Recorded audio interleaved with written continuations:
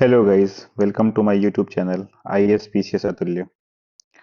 आज हम ancient history का सेकंड लेक्चर लेने जा रहे हैं, जिसमें हम प्रोटो हिस्ट्री यानी कि आद्य ऐतिहासिक काल के बारे में पढ़ेंगे। तो चलिए शुरू करते हैं। इस काल में मानव द्वारा लिखी गई लिपि को पढ़ा नहीं जा सकता था। जो भी लिखी हुई लिपि थी उसे डिसेफर नहीं किया जा सकता था इस काल में, किंतु लिखित साक्ष्य उपलब्ध थे। ठीक है, मतलब जो भी लिखित साक्ष्य मिले थे लेकिन हम उन्हें पढ़ नहीं सकते थे। इस काल की जानकारी के स्रोत पुरातात्विक साक्ष्य ही है, यानी कि आर्कियोलॉजिकल साक्ष्य मिले थे। इसे सिंधु सभ्यता को रखते हैं, जैसे सिंधु घाटी सभ्यता को भी हम डिसेफर नहीं कर पा रहे हैं, तो वही है इसका एग्जाम्पल। ठीक है, चलिए इंडस वैली सिविलाइजेशन यानी कि सिंधु घाटी सभ्यता का पढ़ते हैं हम। सामाजिक रूप से रहने वाले व्यक्तियों की सभ्यता। ये जो सभ्यता थी इसमें सामाजिक रूप से रहने वाले लोग रहते। ठीक है, सामाजिक रूप से रहने वाले लोगों की सभ्यता मानी जाती है ये। ठीक है, यह सभ्यता सिंधु घाटी नदी यानी कि इंडस रिवर पे थी। ठीक है,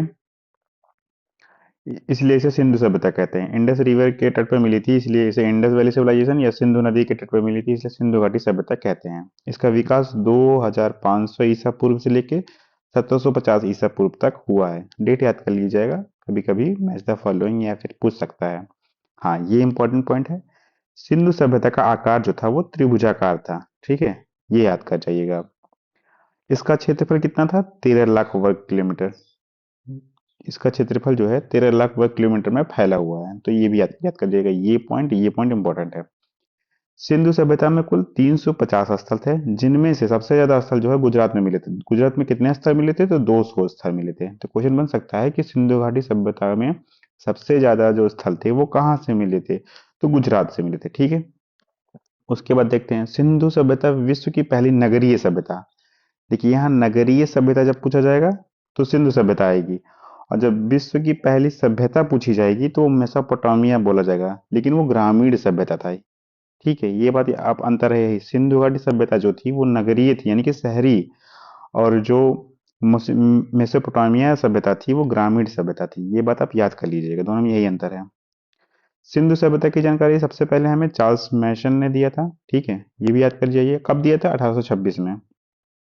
सिंधु सभ्यता का सर्वेक्षण जेम्स कनिंघम थे। कौन थे? जेम्स कनिंघम, 1853 में।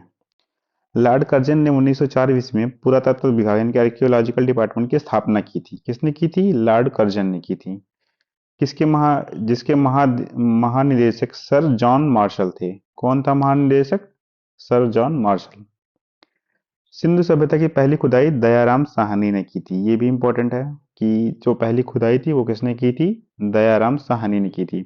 पुरातत्व विभाग विभाग की स्थापना किसने की थी? लॉर्ड कर्जन ने। कब? 1904 में। तो ये भी इंपॉर्टेंट है, ये भी इंपॉर्टेंट है, याद कर जाइएगा।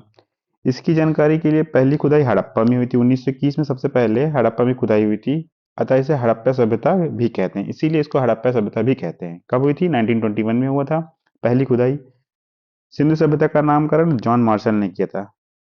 देखिए, एग्जैक्ट नाम याद रखिए। सभ्यता का नामकरण पूछेगा तो जॉन मार्शल ने, और सिंधु सभ्यता की पहली खुदाई दयाराम साहनी। कंफ्यूज नहीं होना है।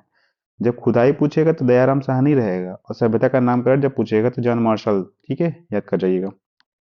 इस सभ्यता को कांस्य युगीन सभ्यता भी कहा जाता है, क्योंकि इसमें कांस्य की खोज हुई थी। किसकी खोज हुई थी? कांस्य की, इसलिए इसे कांस्य युगीन सभ्यता भी कहते हैं।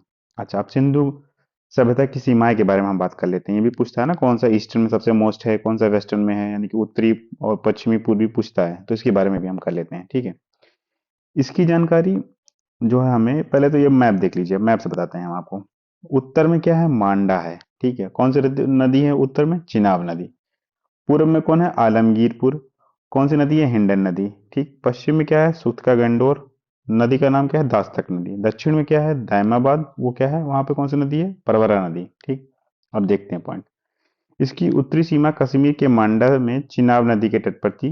इसकी खुदाई जगतपति जोशी जोशी ने की थी। जोशी जी ने की थी। कब की थी? 1882 ईस्वी में। किसने? जगतपति जोशी ने। किसकी खुदाई की थी? कश्मीर में के मांडा में चिनाब नदी के तट पर पाई गई थी। क्या पाई गई थी? सिंधु घाटी सभ्यता का उत्तरी सीमा। ठीक है, उत्तरी सीमा कहाँ है? मांडा में। कौन सी नदी है? चिनाब नदी। खुदाई किसने की थी? जगपति जोशी ने। कब की थी? 1892 में। एग्जैक्ट यही पूछा जाएगा। इसकी पूर्वी सीमा जो है उत्तर प्रदेश के आलमगीरपुर में। आलमगीरपुर कहाँ है? उत्तर प्रदेश में है। वो कौन सी नदी के किनारे? हिंडा नदी के किनारे। खोज किसने की थी इसकी? यागदत्त शर्मा के नेतृत्व में इसका उत्खनन किया गया था। किसके नेतृत्व में खनन किया गया था? यज्ञदत्त शर्मा, ठीक है। तीसरा देखिए, जो दक्षिणी दक्षिणी था, महाराष्ट्र में पाया जाता है दायमाबाद। दो दायमाबाद है, वो दक्षिणी महाराष्ट्र में है, ठीक है। यहाँ पे कौन सी नदी है? परवरा नदी है। और यहाँ से धातु का एक रथ यानी कि इक्का गाड़ी का प्रमाण मिला है। तो पूछा जा सकता है कि दायमाबाद जो कि परवरा नदी के तट पे है, वहां से कौन से धातु का रथ मिला था? तो इक्का गाड़ी मिली थी, इसको इक्का गाड़ी बोलते हैं। या पूछ सकता है इक्का कहाँ मिला था? तो बताया जाएगा कि दायमाबाद में मिला था। कहाँ से? दायमाबाद कहाँ है? महाराष्ट्र, दक्षिणी महाराष्ट्र, ठीक है। इसकी पश्चिमी सीमा पाकिस्तान के सुख्तरा गैंडोर में है। जो पश्चिमी सीमा है यानी कि ये वाली सीमा की बात की जा रही है। कहाँ है? सुख्तरा गैंडोर में। कौन सी नदी है? दास्तक नदी। अब इसका ट्रिक है, मैंने तो ये बनाया था, देखिए। जैसे इसमें भी एक ट्रिक दिया हुआ है, सम इक्वल टू एडी। सा से हो जाएगा सुख्तरा गैंडोर, एम से हो जाएगा मांडा, ए से हो जाएगा आलमगीरपुर, डी से हो जाएगा दैमाबाद। और नदी का नाम याद करने के लिए डच है पर, तो डा से दास्तक बोल दे रहा, चा से चिनाब, है से हिंडन और पा से परवरा। और मैंने जो याद किया था, तो मैंने याद किया था AS AS MD। तो इससे लोकेशन याद हो जाता है कि आपका ए से क्या हो जाएगा? आलमगीरपुर, एम से मांडा हो जाएगा, डी से दैमाबाद हो जाएगा, एस से सुत का गेंडोर। तो जैसे मेरा नाम अतुल सिंह है, तो मैंने ये याद कर लिया था AS MD, ठीक है। ऐसे याद कर लिया था मैं। आप भी अपना ट्रिक बना सकते हैं ऐसे। अब हड़प्पा के बारे में हम जान जाते हैं। चलिए हड़प्पा के बारे में पढ़ते हैं। इसकी खुदाई किसने की थी? दयाराम साहनी जी ने की थी। किसने? दयाराम साहनी ने। यह कौन सी नदी के किनारे है? रावी नदी के तट पर है। कहाँ है? पाकिस्तान में। इसको माउंट माउंट गोमरी जिला स्थित है, ठीक है। यानी कि इसकी खुदाई दयाराम साहनी ने की थी। यह रावी नदी के तट पर पाकिस्तान के माउंट गोमरी जिले में स्थित है। पाकिस्तान के कौन से जिले में? माउंट गोमरी, ठीक है। और देखिए, पिगट ने हड़प्पा और मोहनजोदड़ो के एक विस्तृत साम्राज्य की जुड़वा राजधानी कहा है। किसने कहा है? ये पूछा जा सकता है। ऐसे क्वेश्चन पूछ लिए जाते हैं मेनली। अच्छा, आप देखिए, ये सबसे इंपॉर्टेंट है। अभी तक जितना हम पढ़े हैं ना, उसमें सबसे इंपॉर्टेंट ये यूपीएससी में भी पूछा जाता है, यूपीसीएस में भी पूछा जाता है बार बार कि क्या क्या मिला था। एक जगह आपको देखिए सारी चीजें मिल जाएंगी, क्या क्या मिला था। तो आप देख लीजिए, पहला क्या है? कुम्हार का चाक मिला था, श्रमिक आवास मिला था, अन्नागार मिला था, मातृ देवी की मूर्ति मिली थी, लकड़ी की ओखली मिली थी, लकड़ी का ताबूत मिला था, RH37 कब्रिस्तान मिला था, एक सींग वाला जानवर मिला था, हाथी का कपाल मिला था, स्वास्तिक चिन्ह मिला था, स्त्री की गर्भ से निकला हुआ पौधा जिसे उर्वरता की देवी भी माना गया है, ये भी मिला था। अब यहाँ पे नोट करने वाली बातें हैं। चांदी का सर्वप्रथम प्रयोग हड़प्पा सभ्यता के लोगों ने ही किया था। ये बहुत इंपॉर्टेंट लाइन है कि चांदी का प्रयोग सर्वप्रथम किसने किया था? तो हड़प्पा के लोगों ने ही किया था, ठीक। अब मोहनजोदड़ो के बारे में पढ़ लेते हैं। मोहनजोदड़ो जो है 1922 में खोजा गया था। इसकी खुदाई सन 1922 में राखल दास बनर्जी ने, याद करिएगा, किसने? राखल दास बनर्जी ने। यह पाकिस्तान के लड़काना जिले में स्थित है। कहाँ स्थित है? पाकिस्तान के लड़काना जिले में। यह सिंधु नदी के तट पर है। किस नदी के तट पर? सिंधु नदी के तट पर। यह सिंधु सभ्यता का सबसे बड़ा शहर है। ये भी बहुत इंपॉर्टेंट पॉइंट है। यह सिंधु सभ्यता, जो भी सिंधु सभ्यता यानी कि इंडस वैली सिविलाइजेशन का सबसे बड़ा शहर कौन सा है? तो मोहनजोदड़ो है, ठीक है। मोहनजोदड़ो की सबसे प्रमुख विशेषता उसकी सड़कें सड़कें थी, जो सीधी दिशा से एक दूसरे को समकोण यानी कि ग्रिड पद्धति पे काटती हुई नगर के वर्गाकार अथवा चतुर नहीं चतुर्भुजाकार खंडों में विभाजित करती थी। कहने का मतलब है, जो भी सड़कें थी ना, वो एक दूसरे को 90 डिग्री पे से कट करती थी, ठीक है। कितने डिग्री पे? 90 डिग्री पे। तो वही बोलने की बात है यहाँ पे। सिंपल सा लैंग्वेज है, तो काफी कॉम्प्लिकेट कर दिया है। यहाँ से क्या क्या मिली है?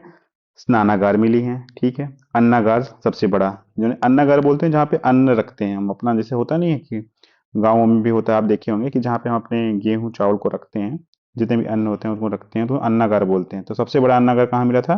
मोहनजोदड़ो से। मोहनजोदड़ो कब खोजा गया था? यानी खुदाई कब हुई थी? 1922 में। किसने की थी? राखालदास बनर्जी ने की थी। अच्छा, पुरोहित आवास मिले थे। पुरोहित कौन होते हैं? जैसे पंडित लोग नहीं होते जो हमारे यहाँ पूजा कराते हैं, पुरोहित होते हैं वही। पुरोहित आवास मिला था। सूती वस्त्र मिले थे। सबसे चौड़ी सड़क, कैसी सड़क? सबसे चौड़ी सड़क।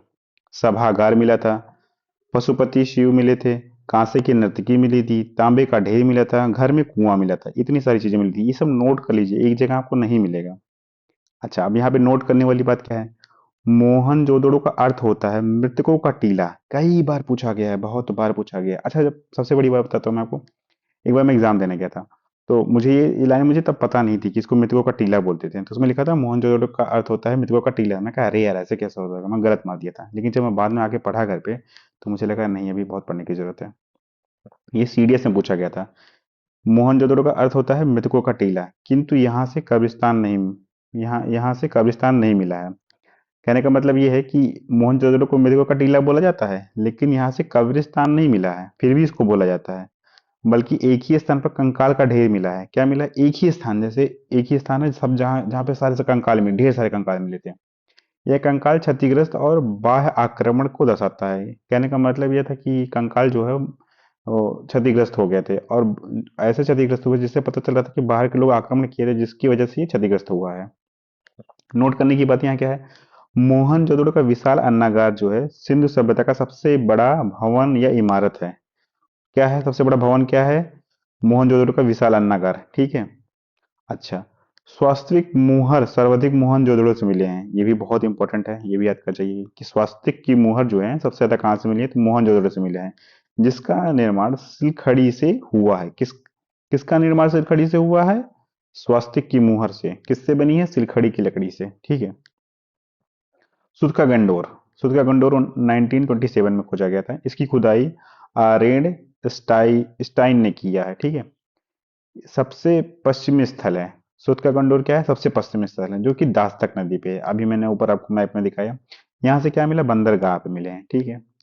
बस इतना ही इंपॉर्टेंट इसमें है कि सुध का गंडोर में इतना ही इंपॉर्टेंट है कि ये जो सबसे पश्चिमी स्थल है, यहाँ पे ये बंदरगाह मिले हैं। इसकी खुदाई आर एंड स्टाइन ने किया है। बस। कब खोजा गया? 1927 में। चाहुन दौड़ो की बात कर लेते हैं। 1931 की में हुआ था। ठीक है। इसकी खुदाई से 1931 में किसने की थी? गोपाल मजूमदार ने की थी। यह पाकिस्तान में सिंधु नदी के तट पर स्थित है। कहाँ स्थित है? पाकिस्तान में सिंधु नदी के तट पर। सिंधु को इंडस भी बोलते हैं। यह एक मात्र शहर है जो दुर्ग रहित है, मतलब जिसका कोई दुर्ग नहीं था। यह एक औद्योगिक शहर है। कहने का मतलब इंडस्ट्रियल एरिया ये था। ठीक है। यह एक मात्र पुरास्थल है जहां से वक्राकार ईंटें मिले हैं। यहाँ की जो ईंटें थे वो वक्राकार थे। ठीक है। यहाँ से निम्नलिखित वस्तुएं मिली। जो वस्तुएं मिली है ना, बार बार पूछा जाता है कहाँ से मिली हैं। तो पहला है सौंदर्य सामग्रियां मिली हैं, मनका मिला है, गुड़िया मिला है, सुई धागा मिला है। ये बहुत इंपॉर्टेंट है, ये दोनों ना बहुत इंपॉर्टेंट है कि सुई धागा कहाँ से मिला, बिल्ली का पीछा करते हुए कुत्ता का पद चिन्ह कहाँ से मिला है। तो ये आप कर लेंगे कहाँ से? चहुंदड़ो से मिला था। कब खोजा गया था? 1931 में। इसके खोजा किसने था? वो गोपाल मजूमदार ने, यानी कि खुदाई किसने की थी वही। और एक चीज और मिला है, अलंकृत ईंट मिली है यहाँ पे। क्या मिली है? अलंकृत ईंट। अच्छा, दो डंडो या कोट शब्द वाले पाकिस्तान में पाए गए हैं। ठीक है। डंडो या कोट शब्द वाले स्थान जो है पाकिस्तान में पाए गए हैं। अब एग्जाम्पल दिया इसका क्या है। चहुंदड़ो, देखिए डंडो है ना, चहुंदड़ो, मोहनजोदड़ो, जुरिद जोदड़ो। ठीक है। वालाकोट, डावरकोट, कोजी दीजी, ये पूछा गया था। ये सब कहाँ है, क्या है ये सब? ये बार पूछा गया था यूपीएससी में कि ये सब जो वर्ड है क्या है ये। ठीक है। तो ये भी याद कर जाइएगा आप। रोपड़ की बात करते हैं। रोपड़ 1953 में खोजा गया था, यानी खुदाई हुई थी। किसने की थी? यागेंद्र शर्मा ने। कब की थी? 1953 में। यह कहाँ पे है? पंजाब के सतलज नदी के किनारे स्थित है। इसकी आधुनिक नाम क्या है? रूपनगर। रोपड़ का आधुनिक नाम जो है रूपनगर है। यहाँ मानव के साथ साथ पालतू जानवर है, यानी कि कुत्ता का भी साक्ष्य मिलता है। उस टाइम में कुत्ता ही लोग ज्यादातर पालते थे। ठीक है। और भी जानवर पालते थे, लेकिन ज्यादातर साक्ष्य जो मिलते हैं हमें कुत्ते के ही मिलते हैं। नोट करने की बात यहाँ पे है, ऐसा ही शव नव पाषाण काल में जम्मू कश्मीर के बुर्ज होम में मिला था। ठीक है। बनावली की बात करते हैं 1973। इसकी खुदाई 1973 में रविंद्र सिंह ने किया था। यह हरियाणा में स्थित, कहाँ स्थित है? हरियाणा में स्थित है। इसकी समीप रंगोई नदी है। कौन है? रंगोई नदी। यहाँ जल निकास की व्यवस्था नहीं है, यानी कि जो जल कहाँ पे जाएगा उसकी निकास की व्यवस्था नहीं की गई थी यहाँ पे, जिसका कारण यहाँ नाली ना मिलकर घरों में ही सोख्ता व्यवस्था थी। जैसे आप देखते हैं ना, घर के पीछे बहुत लोग ऐसे गोल सा खुदवा देते हैं जिसके अंदर सारा घर का पानी जाता रहता है, तो वो अंदर ही चला जाता है। तो यहाँ पे जो थी बनावली में नाली नहीं मिल करके आपको सोख्ता वही मिले थे। घर के अंदर ही सोख्ता मिला, पानी सोखने वाला मिला था, वही मिला, व्यवस्था की गई थी घर के अंदर ही सोख्ता का। यहाँ की सड़कें टेढ़ी मेढ़ी थी। जैसे वहां मैंने पढ़ाया था आपको 90 डिग्री पे कट करती है ना, यहाँ पे क्या है? टेढ़ी मेढ़ी है। ठीक है। अर्थात नगरों को तारांकित यानी कि स्टार शेप्ड भागों में विभाजित किया गया था। यानी कि स्टार शेप, ऐसे ऐसे ऐसे ऐसे और ऐसे ऐसे ऐसे। ठीक है। अच्छा, कुषाण की बात कर लेते हैं।